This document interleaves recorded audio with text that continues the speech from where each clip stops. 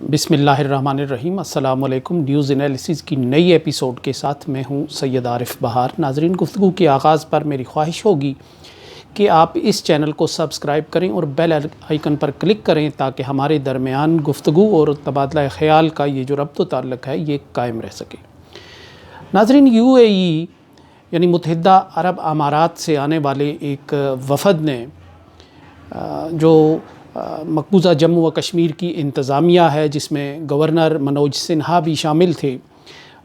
ان کے ساتھ ایک ملاقات کی، اور ملاقات کے بعد پھر UAE نے کشمیر کی انتظامیہ کے ساتھ کشمیر کے جو ذمہ دار ہیں اس وقت بھارت کی طرف سے متعین کردہ، ان کے ساتھ ایک MOU سائن کیا۔ اس ملاقات کی جو تصویر اور تفصیل سامنے آئی ہے اس کے مطابق اس میں بھارت کے جو وزیر تجارت ہیں وہ بھی اس میں شریک تھے اور شامل تھے۔ اس ملاقات میں گورنر بھی بیٹھے ہوئے تھے، اور پیچھے جو ہے وہ اس کے پس منظر میں وہ UAE سے آنے والے ایک اہلکار، جو ظاہر ہے کہ کوئی سیکرٹری لیول کے ہوں گے، وہ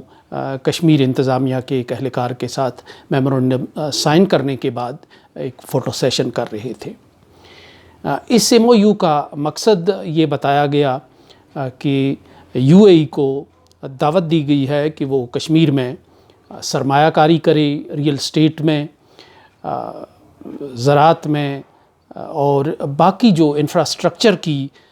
تعمیر میں اور اس کی تیاری میں اپنا ایک حصہ ڈالے۔ اور اس کی بڑی خاصی تفصیل بیان کی گئی ہے کہ اور پھر یہ بھی کہا گیا ہے کہ یہ MOU دنیا کو یہ پیغام دیتا ہے کہ جو بھارت ایک گلوبل پاور ہے اور کشمیر اس میں ایک اس کے گلوبل پاور بننے میں کشمیر کا ایک اہم رول ہے، اور کشمیر یعنی اس سفر میں کشمیر جو ہے وہ ساتھ ساتھ رہے گا۔ اس کی تفصیل میں ریئل اسٹیٹ، مختلف industrial parks, IT towers, multi purpose towers, logistic, medical college اور سپر اسپیشلٹی ہاسپٹل، یعنی یہ ہے کہ ایک تعمیر و ترقی کا ایک منصوبہ ہے کہ جس میں UAE اب ایک شراکت دار کے طور پہ کشمیر میں جو ایک کنفلکٹ زون ہے، جو ایک وار زون ہے، جہاں ایک بڑی شدید اور خوفناک قسم کی ملیٹنسی چل رہی ہے کم از کم 4 اشروں سے، وہاں وہ سرمایہ کاری کرے گا اور اپنا حصہ ڈالے گا۔ تعمیر و ترقی بنیادی طور پر کوئی بری بات نہیں ہے، اور یہ سرمایہ کاری کا زمانہ ہے، سرمایے کی دنیا ہے، اور اب جو تیزی سے بدلتی ہوئی دنیا ہے اس میں یہ اس طرح کے معاہدات ہونا کوئی نئی بات نہیں ہے۔ لیکن جو بات چونکا دینے والی ہے وہ یہ ہے کہ جب یہ UAE کا یہ وفد یہ معاہدہ کر رہا تھا تو عین اس وقت بھارت کے جو وزیر خارجہ ہیں جے شنکر، وہ اسرائیل میں جا کے وہاں بات چیت کر رہے تھے، ملاقات کر رہے تھے اور مذاکرات کر رہے تھے، اور ظاہر ہے کہ وہ جو چیزیں سامنے آ رہی ہیں کچھ اسرائیل کے میڈیا کے ذریعے یا کچھ دوسرے حوالوں سے، اس میں کہ بھارت اسے کچھ رول ادا کرنے کی دعوت دے رہا تھا۔ کہاں رول ادا کرنا تھا اس کی تفصیل آنا ابھی باقی ہے۔ اس سے یہ جو سری نگر میں ایک معاہدہ ہوا، اس کا اقتصادی لحاظ سے زیادہ اس کے سیاسی مقاصد ہیں، اور آگے چل کر اس کے مقاصد اسٹریٹجک بھی ہو سکتے ہیں۔ یعنی کشمیر میں اس کا ایک پہلو یہ بھی ہے کہ کشمیر میں بھارت تنہا حالات کو سنبھالنے میں کامیاب نہیں ہوا۔ یعنی 5 اگست کے بعد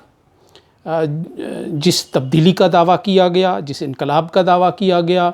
جو گراؤنڈ سچویشن میں ایک واضح اور انقلابی تبدیلی کی بات کی گئی تھی، وہ فلسفی ناکام ہو گئی، اور اب بھارت نے کشمیر کے اندر کئی اور سٹیک ہولڈرز پیدا کرنے کی کوشش کی ہے اور کوشش کی جا رہی ہے۔ بھارت تنہا اپنی بنیاد پر اس صورتحال کو سنبھالا دینے میں کامیاب نہیں ہوا، اور وہ سٹیک ہولڈر، سب سے پہلے سٹیک ہولڈر کے طور پہ جو سامنے آیا ہے وہ متحدہ عرب امارات ہے۔ یہ تقریباً وہی سی پیک پالیسی ہے کہ اگر اس کا گہرائی میں جائزہ لیں آپ کہ جیسے پاکستان نے چین سے اس خطے میں سرمایہ کاری کروائی اور چین کے بھی مقاصد تھے، اور اب چین اس اپنی سرمایہ کاری کو بچانے کے نام پر بھی امن کا ایک سٹیک ہولڈر بن گیا ہے ساؤتھ ایشیا میں۔ بالکل ایسے ہی یو اے ای کو بھارت نے ایک سٹیک ہولڈر بنانے کی کوشش کی ہے کہ جب یو اے ای جیسا سرمایہ دار ملک جن کا دین مذہب سرمایہ ہی ہے، جب وہ اپنی سرمایہ کاری کرے گا، جب وہ اپنا ایک نظام تشکیل دے گا کام کا، اور پھر وہ اس سرمایہ کاری کو بچانے کے لیے وہ چاہے گا کہ وہاں امن ہو، کیونکہ جہاں اس کی مہارت کام آتی ہے، جہاں اس کا سرمایہ لگ رہا ہے، وہ ہرگز یہ نہیں چاہے گا کہ وہ پھر کشمیر میں ایسے ہی بے نیل و مرام ہو جائے کہ جیسے بھارت افغانستان میں ہوا، کیونکہ بھارت نے افغانستان میں امن سے زیادہ جنگ میں دلچسپی لی۔ ایک طرف وہ اپنا سرمایہ بھی جھونکتا رہا وہاں، دوسری طرف وہ جنگ بھی چاہتا رہا، امن کی کوششوں کو بھی ناکام کرتا رہا، اس اسٹیٹ کو دوسرے مقاصد کے لیے بھی استعمال کرتا رہا۔ اس کا نتیجہ یہ نکلا کہ وہ سرمایہ کاری ابھی تک جو لگ رہا ہے وہ ڈوب گئی ہے وہاں اس کی۔ ایسے ہی یو اے ای کبھی یہ نہیں چاہے گا، یا کوئی بھی دوسرا ملک کبھی یہ نہیں چاہے گا کہ جہاں وہ سرمایہ لگا رہے ہیں وہاں کوئی بدامنی ہو، وہاں کوئی کشیدگی ہو، کشمکش ہو، ملیٹنسی ہو اور خوف کے سائے لہرا رہے ہوں۔ تو اس کا سیدھا مطلب ہے یہ جو سرمایہ کاری کارڈ کھیلا جا رہا ہے یہ بڑے سوچ سمجھ کر کھیلا جا رہا ہے، اور یو اے ای وہ ہے ملک ہے کہ جس کا پاکستان کی معیشت کو سنبھالا دینے میں بھی ایک اہم کردار ہے، اور بڑے قریبی تعلقات وہ پاکستان کی حکومت کے ساتھ بھی معاشی طور پر رکھتا ہے۔ پاکستان کی لیبر وہاں کام کرتی ہے، اور دوسرے کئی معاہدات کے ذریعے دونوں ملک ایک دوسرے کے ساتھ بندھے ہوئے ہیں۔ تو یہ ایک بہت گہری چال ہے، ایک گہرا کارڈ ہے جو اس وقت کھیلنے کی کوشش کی گئی ہے۔ یہی نہیں، شاید یہی نہیں، سلسلہ یہیں رکنے والا بھی نہیں، بلکہ اس میں کئی دوسرے سٹیک ہولڈرز کو بھی شامل کیا جا سکتا ہے جو بظاہر تو برادر اسلامی ملک کہلاتے ہیں پاکستان میں، لیکن حقیقت میں انہیں برادران یوسف کہا جائے تو شاید غلط نہ ہوگا۔ پاکستان کی وہ معاشی مجبوری تو ہیں، لیکن بہرحال یہ معاشی مجبوری پھر اس کی قیمت بھی وہ پوری وصول کرنے میں لمحوں کی تاخیر نہیں کرتے۔ تو یو اے ای کے بعد کوئی اور برادر ملک بھی آگے بڑھ کر اس وار زون میں ایک سٹیک ہولڈر کے طور پہ سامنے آ سکتا ہے۔ اس سے ہمیں وہ مروڑ بھی یاد آتے ہیں کہ 5 اگست کے بعد جو ایک صورتحال بنی تھی جس میں پاکستان کو تقریباً آئسولیٹ کر دیا گیا تھا، اور اس میں پھر ہمارے جو باؤ دستار والے، عمامے والے جو لوگ آتے تھے اور پاکستان کے کان میں پاکستان کو صبر کی تلقین کرتے تھے، پاکستان کو ایک حد تک رہنے کی بات کرتے تھے، اور او آئی سی کو یہی وہ لوگ تھے جنہوں نے غیر مؤثر بنانے کی اس اہم مرحلے پر کوشش کی تھی، اور جس کے نتیجے میں او آئی سی کا جو وجود ہے وہ بکھرتے بچ کر رہ گیا تھا۔ پاکستان اگر تھوڑا سا معاشی طور پر اپنے پیروں پر کھڑا ہوتا تو شاید او آئی سی آج یا تو 2 حصوں میں ہوتی، یا اس ایک بے مقصد تنظیم اور ادارے کا وجود صرف اب کتابوں کی زینت بن کر رہ گیا ہوتا۔ تو یہ لگتا ہے کہ ظاہر ہے کہ بھارت نے انہیں کوئی لالچ دیا تھا، بھارت نے انہیں کوئی ایسی تصویر دکھائی تھی، انہیں ایسی کوئی پرکشش کسی دنیا کا خواب دکھایا تھا کہ وہ یہ سمجھتے تھے کہ جو دفعہ 370 ہے یا جو یہ سارا سسٹم لپیٹا گیا ہے، تو یہ اس سے کہ لپیٹنے کے نتیجے میں جو ماحول بنے گا اس میں ان کے لیے ایک سپیس بنے گی اکانومک طور پہ، اور پھر وہ اس کو مختلف حوالوں سے استعمال کر سکتے ہیں، اگر ان کے کوئی اسٹریٹجک مقاصد ہوں تو اس کے لیے بھی استعمال کر سکتے ہیں۔ لیکن یو اے ای کے اس وقت جو تعلقات ہیں وہ اسرائیل کے ساتھ بہت گہرے ہیں، اور یوں لگتا ہے کہ یہ دونوں ملک جو ہیں یک جانب دو قالب ہوتے جا رہے ہیں۔ یو اے ای نے بڑے اہتمام کے ساتھ اسرائیل کو تسلیم کیا اور اب ان کے درمیان ایک بہت تیزی کے ساتھ تعلقات بحال ہو رہے ہیں، فوجی لحاظ سے، سیاسی لحاظ سے، عسکری اور معاشی لحاظ سے بحال ہو رہے ہیں۔ تو یوں یہ بھی کہا جا سکتا ہے، یہ خدشہ موجود ہے، مسلمان ملکوں کی اپنی ایک کیپیسٹی ہے،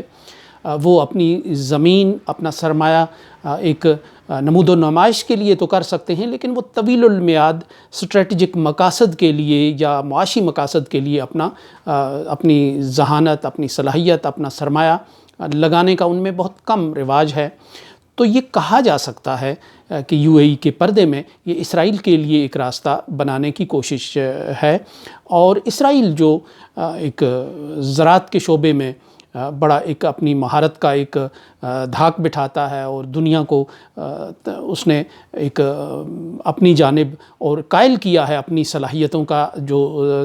زراعت کے شعبے میں اپنی مشینری کی تیاری میں اور دوسرے کاموں کی تیاری میں اس نے دنیا کو قائل کیا ہے اپنی برتری کا۔ تو اس سے کشمیر میں بھی کوئی کام لیا جائے گا، چونکہ کشمیر بنیادی طور پر ایک زرعی ملک ہے، اور پھر اس کو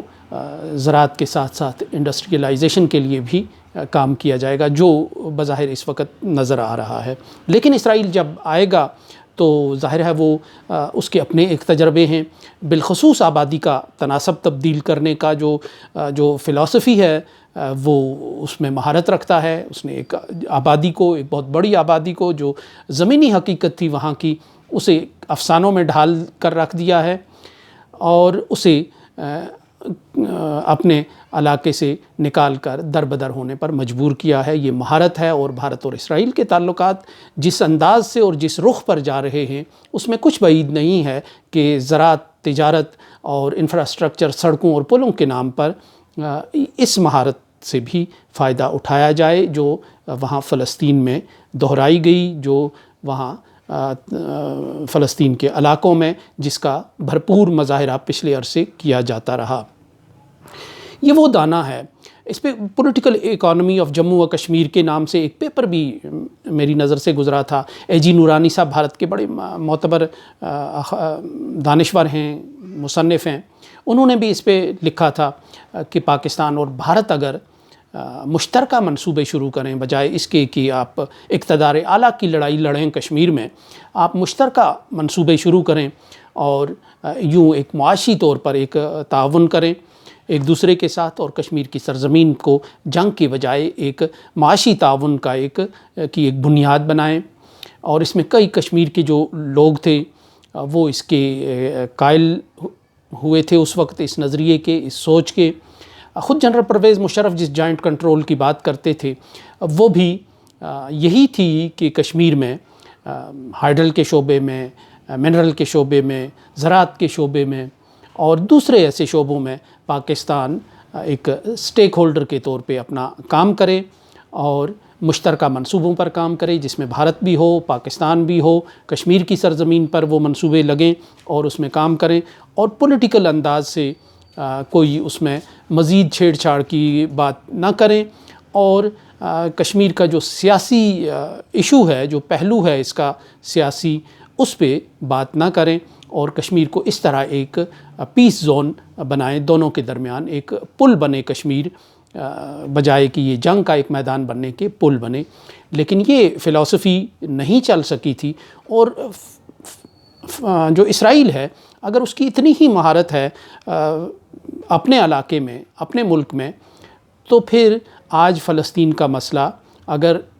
معاشی انداز سے ہی مسائل حل ہوتے تو آج فلسطین کا مسئلہ ایک پٹاخہ پھٹنے کی دوری پر وہاں کا امن جو ہے وہ نہ ہوتا، اور امن وہاں اس طرح عارضی نہ ہوتا کہ تھوڑی سی غلط فہمی سے میزائل اور راکٹ چلنے لگتے ہیں، اور اس طرح وہاں پھر ایک نیا باب کشمکش اور کشیدگی کا شروع ہوتا ہے۔ تو یوں لگتا ہے